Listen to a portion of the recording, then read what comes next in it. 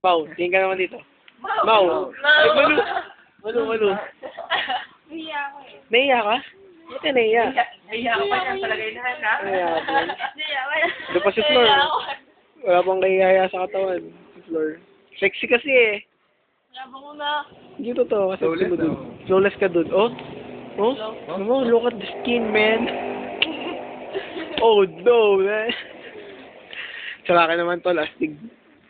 Ito pinakastig sa grupo si Rocky. Bolero daw, pero hindi sinungaling. Saan ka pa? MC. Sige, dyan ka muna. Naman. Ay, si Malu. Ay, si Mau.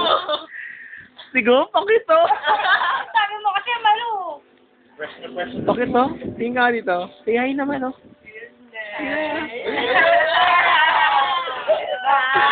Astig. Ayan, si Rocky tsaka si Mau. May mens pa yan, ha? Ganyan pa yan. May mens yan. May nice na maganda. Mens yan. Pagkatapos, Ito naman si Hen. Hello, Hen. Hen. Hi, hello. Saan galing? Nag-jobs ka? Oo, kaya pag may station yun, maganda yung babae. Puro naman mens naman pinag-uusapan nyo. Maganda naman talaga. Maganda pag may mens.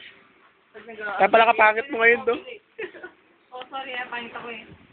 So, sabit sa grupo. Sabit sa grupo yan. Pero maging ka-grupo ni Wow. Siyempre, ang pinakabida sa lahat. Hindi nakita yung mukha mo eh. Saya. Dito, may kita ba dito?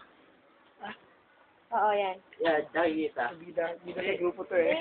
Yan o, nakikita. Ikaw na lang umawak. Ikaw na lang umawak, Rocky. Sa iPhone yan eh, kaya ako bida dito. Oo nga.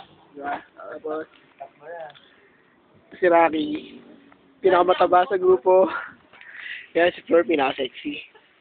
Si Mau, pinaka-girl daw, girl. Pagod ka naman, to. Dalawang beses na yun. Oo, pagod ka.